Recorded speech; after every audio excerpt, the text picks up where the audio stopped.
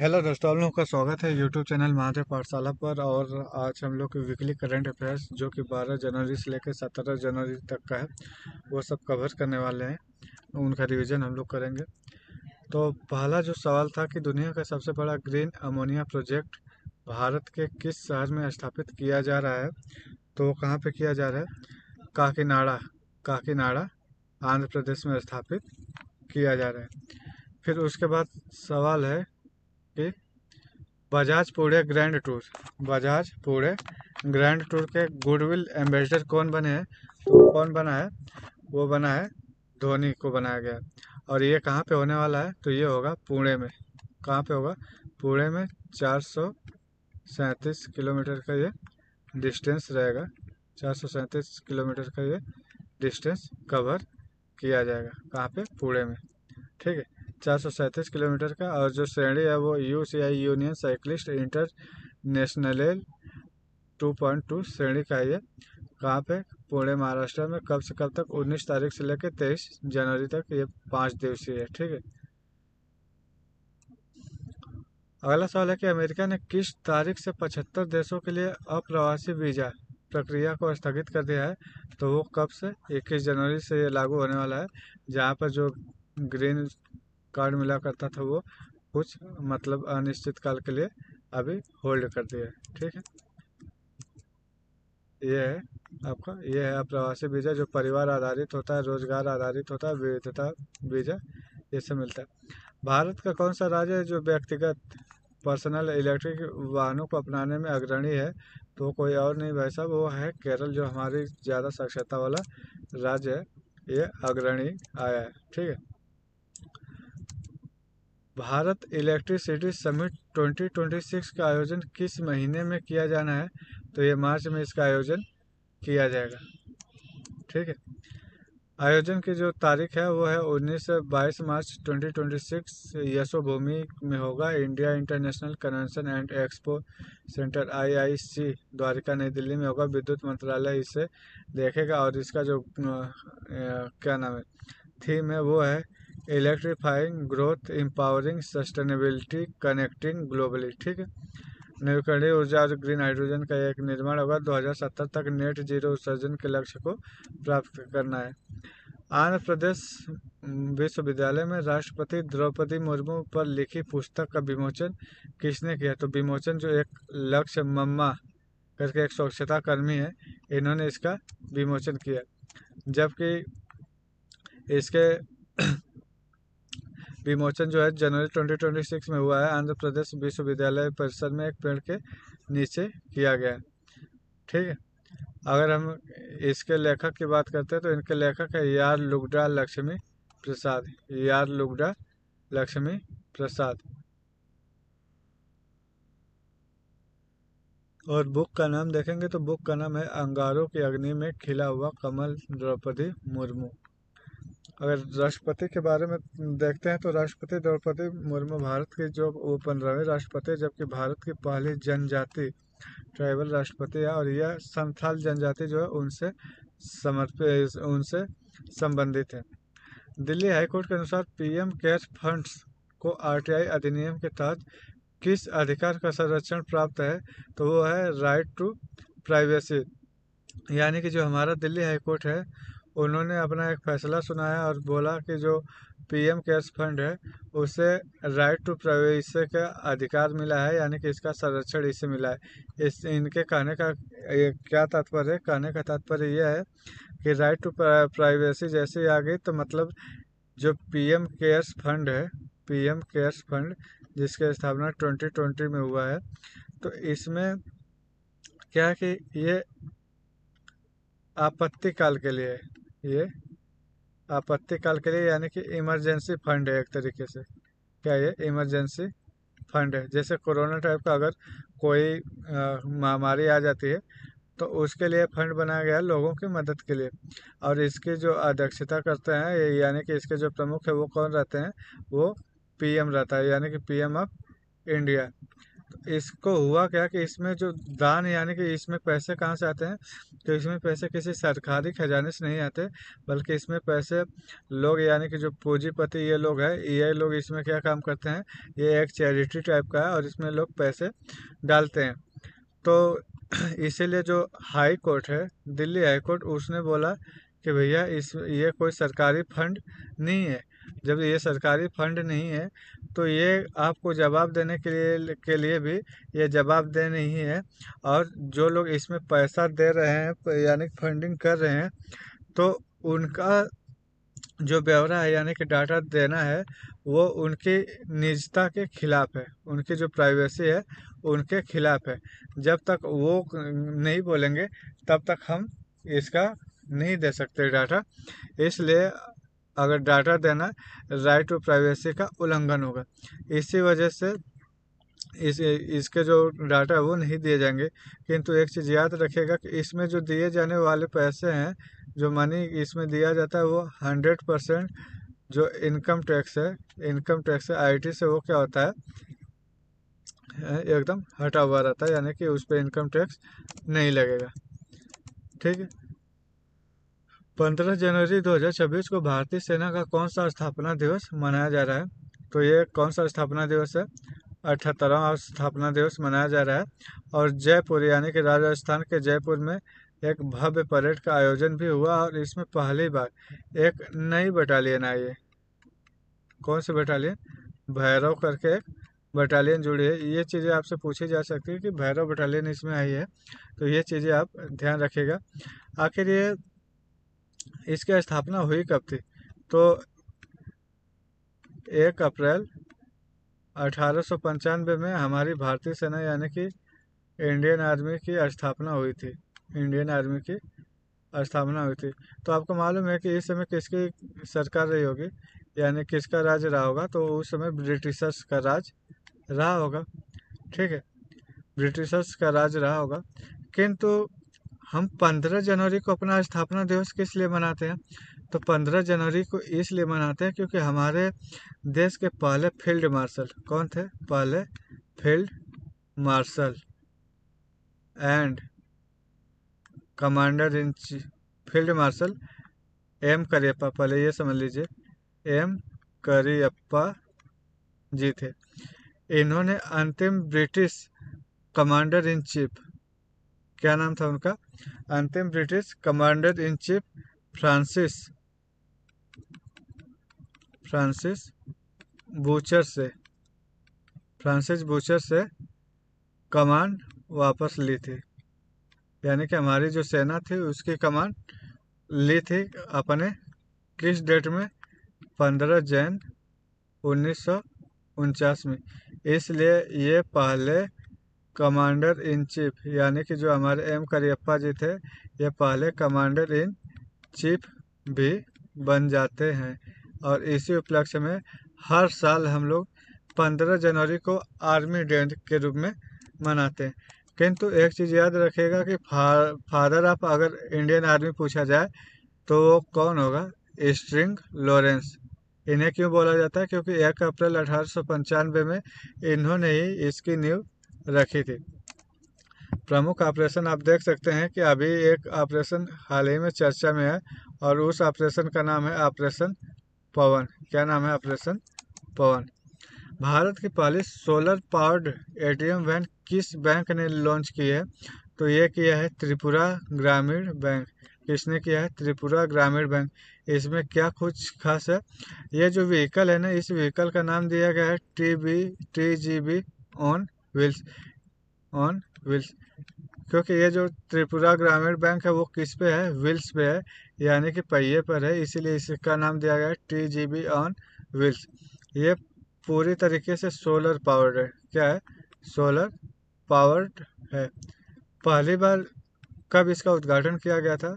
तो 2023 में निर्मला सीतारमण, जो निर्मला सीतारमण है हमारी जो वित्त मंत्री हैं, उनके द्वारा किया गया था। कब? 2023 में। ठीक है। ये हाँ, अगर पूछा जाए कि क्या इसको कोई पुरस्कार भी मिला है क्या, तो इसको एक पुरस्कार मिला है जिसका नाम है स्कोच पुरस्कार, और ये पुरस्कार उत्तर प्रदेश पुलिस को भी मिला है।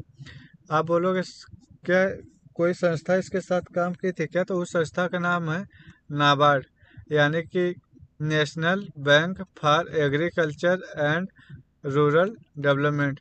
ये रूरल और बैंक के लिए, रूरल और एग्रीकल्चर के लिए वित्त यानी कि पैसा देने का काम करता है, और ये 12 जुलाई 1982 में इसकी स्थापना होती है, और ये सबसे बड़ा बैंक है। इसका मुख्यालय मुंबई में है। ये सवाल था कि त्रिपुरा ग्रामीण बैंक की solar powered mobile ATM van का नाम क्या है, तो टीजीबी ऑन व्हील्स है। भारत की पहली सोलर पावर्ड एटीएम वैन का उद्घाटन किसने किया था, तो निर्मला सीतारमण ने किया था। त्रिपुरा ग्रामीण बैंक द्वारा लॉन्च किए गए इस पहल को कौन सा पुरस्कार मिला था, तो स्कोच सिल्वर अवार्ड। ठीक है, त्रिपुरा ग्रामीण बैंक की सौर ऊर्जा संचालित एटीएम वैन परियोजना को किस संस्था द्वारा वित्तीय सहायता, तो वो नाबार्ड यानी कि national bank for agriculture and rural development. वर्तमान में नाबार्ड में कितने % हिस्सेदारी है सरकार की, तो 100% हिस्सेदारी है। एक हमारे पंजाबी गायक है जिनका नाम है काका, इन्होंने एक लॉन्च किया था ऐप, और उस ऐप का नाम था फ्रेंडो। यह फ्रेंडो जो ऐप था वो हमारी जो देश की महिलाएं हैं उनकी ये सुरक्षा के लिए कारगर है। ठीक है, इसमें क्या क्या है, इसमें SOS बटन है, रियल टाइम लोकेशन है, शेयरिंग है, वॉइस है, एक्टिवेशन और स्व रक्षा ट्यूटोरियल है। और ये जनवरी 2026 में महिलाओं की सुरक्षा को मजबूत करने के लिए आपातकालीन सहायता प्रदान करने के लिए ये बनाया गया। 19 जनवरी 2026 को रिस्पॉन्सिबल नेशंस इंडेक्स RNI का शुभारंभ किसके द्वारा उद्घाटन किया जाएगा, तो पूर्व राष्ट्रपति रामनाथ कोविंद जी द्वारा किया जाएगा। और यह जो इंडेक्स है ये वर्ल्ड इंटेलेक्चुअल फाउंडेशन WEF के द्वारा निकाला जाएगा, जिसमें भागीदारी जवाहरलाल नेहरू विश्वविद्यालय की रहेगी, प्लस IIM मुंबई की भी भागीदारी इसमें आपको देखने को मिलेगी। ये कब लागू होगा, तो 19 जनवरी 2026 से ये होगा। कहाँ पे इसका शुभारंभ किया जाएगा, तो ये न्यू दिल्ली में किया जाएगा। तो ये रिस्पॉन्सिबल होने का क्या मतलब है, रिस्पॉन्सिबल होने का मतलब ये है कि देखा जाएगा कि कौन सा देश ऐसा है जो अपनी जिम्मेदारी को अच्छे से निभा रहा है।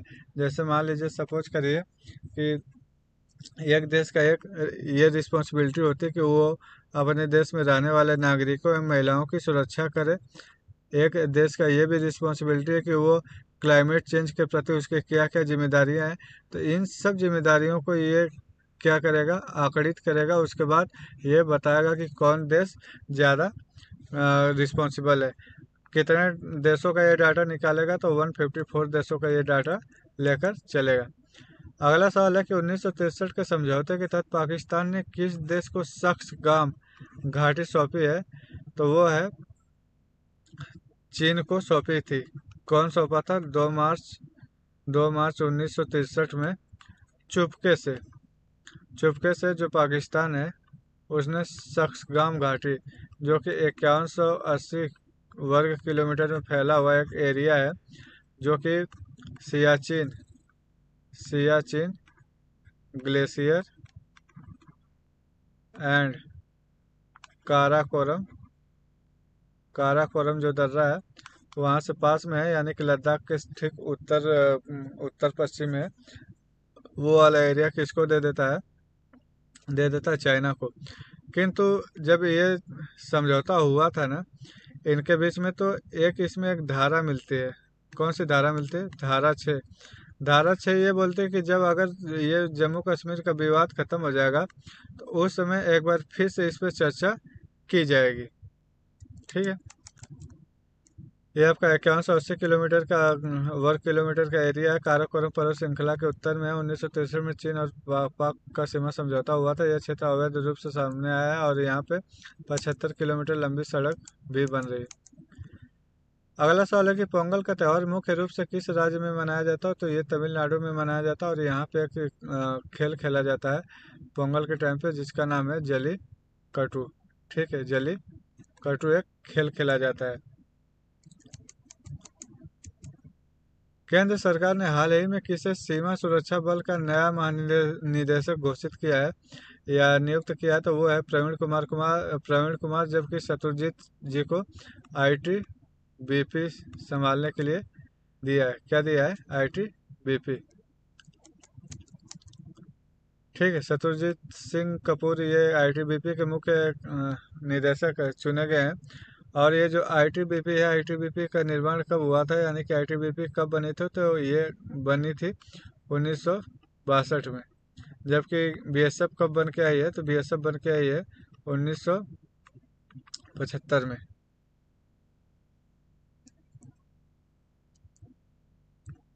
सॉरी, 1965 में। 1965 में। ठीक है, ये इनके बारे में। अगला सवाल है कि निर्यात तैयारी सूचकांक EPI 2024 का रिपोर्ट आया है, किस राज्य ने इस पे शीर्ष स्थान पाया? तो वो पाया है ये महाराष्ट्र। इसके जो अंक है वो 68.01 है और 4 आधार बना करके ये अगर देखा जाए बड़े राज्यों में तो महाराष्ट्र आया, जबकि छोटे राज्यों में उत्तराखंड आया। ये 4 मुख्य इसके स्तंभ है जिसके आधार पर ये डिसाइड किया जाता है। और पूछा जाएगा कि इसमें उत्तर प्रदेश कौन से नंबर पे आया? तो ये चौथे नंबर पे। एक राजस्थान की एक ग्राम पंचायत है जो पूरी तरीके से ऑर्गेनिक खेती करने में प्रथम स्थान पे आया है। ठीक है, तो उसका नाम क्या है? बामनवास कांकर। और इसमें जो गांवों की संख्या टोटल कितनी है? 7 है। और ये कहाँ पे है? कोटपुतली के बहरोड जिले में। कहाँ पे है? कोटपुतली बहरोड जिले में। अगर आपसे पूछा जाए कि भारत का पहला जैव ग्राम यानी कि बायो विलेज कौन है? तो त्रिपुरा का जो सिपाही जाला जिले में स्थित एक दासपारा है, वो है। अगर आपसे ये पूछा जाता है कि भारत का पहला राज्य कौन सा है जो जैविक खेती में नंबर 1 पे है? तो वो है आपका सिक्किम। कौन सा है? सिक्किम। ठीक है। 2026 की रिपोर्ट के अनुसार भारतीय पासपोर्ट धारक कितने देशों में वीजा मुक्त या ऑन अराइवल सुविधा का उपयोग कर सकते हैं? तो वो है कि 55 देश है। अभी हमारी जो रिपोर्ट आई है, हेनली रिपोर्ट आई है, उसमें भारत का जो स्थान है वो कौन सा है? 80 है। और इससे पहले कितना था? 85 है। आखिर ये पासपोर्ट इंडेक्स होता क्या? पासपोर्ट इंडेक्स जो होता है ना वो देशों का बताता है कि कितना जो पासपोर्ट है वो कितना मजबूत है। जो पासपोर्ट है ना वो कितना मजबूत है, यानी कि जितना मजबूत पासपोर्ट होगा आप उतने ही ज़्यादा देश में बिना वीज़ा के क्या कर सकते हैं? घूम सकते हैं। तो सबसे ऊपर जो है पहले नंबर पे वो किसका है? वो है सिंगापुर का। किसका है वो? सिंगापुर का। और सिंगापुर, भाई साहब, सिंगापुर का इतना मजबूत पासपोर्ट है कि ये 192 देशों में ऐसे ही घूम सकता है। ठीक है, बिना वीज़ा के या वीज़ा ऑन अराइवल पे ऐसे घूम सकता है। अगर इंडिया की बात की जाए तो इंडिया 80 नंबर पे आया है, जबकि लास्ट अगर बात की जाए तो 101 नंबर पे किसका नाम आया है? अफगानिस्तान। अफगानिस्तान का। ठीक। हाँ, अगर आप पूछोगे कि ये डाटा कहाँ से कलेक्ट करता है तो एक संस्था है IATA। कहाँ से कलेक्ट करता है? IATA, international air transport association. ठीक है, ये इसको डाटा देता है। देखिए, पहले नंबर पे सिंगापुर है, दूसरे नंबर पे जापान और दक्षिण कोरिया है जो कि 188 देश में घूम सकते हैं। Denmark, Luxembourg, Spain, Sweden, Switzerland ये सब कब आए हैं? ये 186 देशों में घूम सकते हैं और ये तीसरे नंबर पे आए।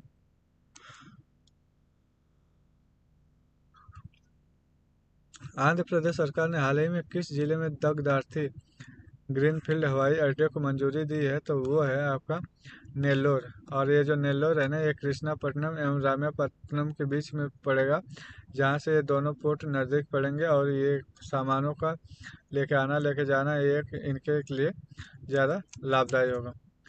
ये जो पोर्ट है, एयरपोर्ट है, ये 8वां एयरपोर्ट बनेगा। एडोलसेंस के लिए सबसे कम उम्र के सपोर्टिंग एक्टर के रूप में किसने इतिहास रचा है? तो वो है ओवन कपूर। और ये जो गोल्डन ग्लोब का जो 83वां संस्करण चला है इसमें ये रचा गया है। ठीक है। अगर हम आगे चलते हैं कि तमिलनाडु डीप टेक स्टार्टअप नीति के तहत कितने स्टार्टअप्स को सहायता प्रदान करेगा? तो वो 100 स्टार्टअप रहेंगे और 100 करोड़ इसमें लग रहे हैं।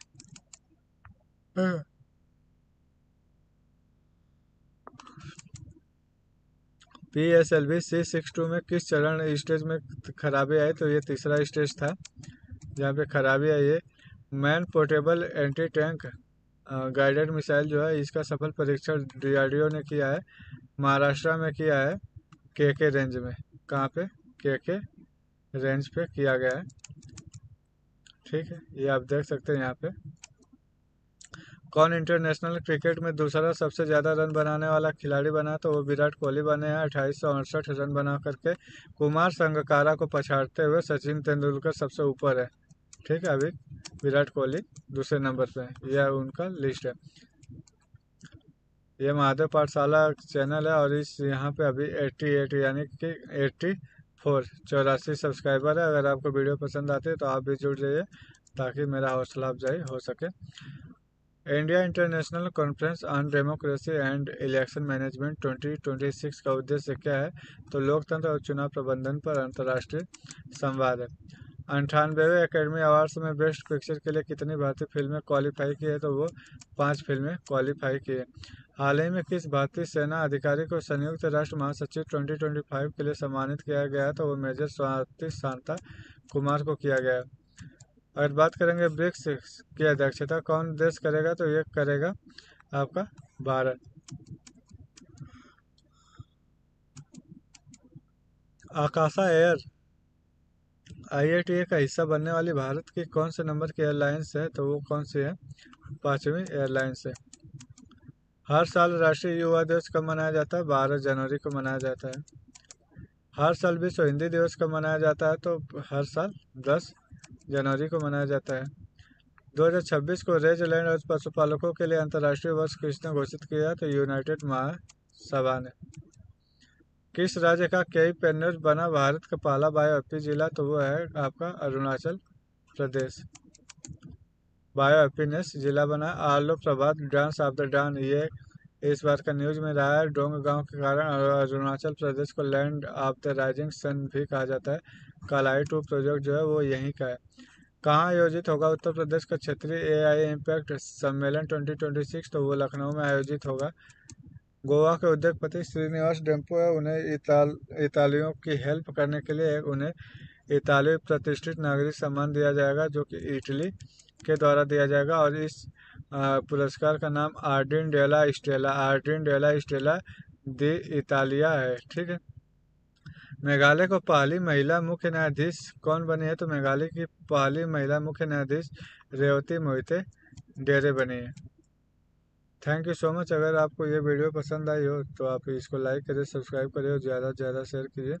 और ये रहा 12 तारीख से लेकर के 17 तारीख तक का करंट अफेयर्स जो कि मैंने रिवाइजन करा दिया है।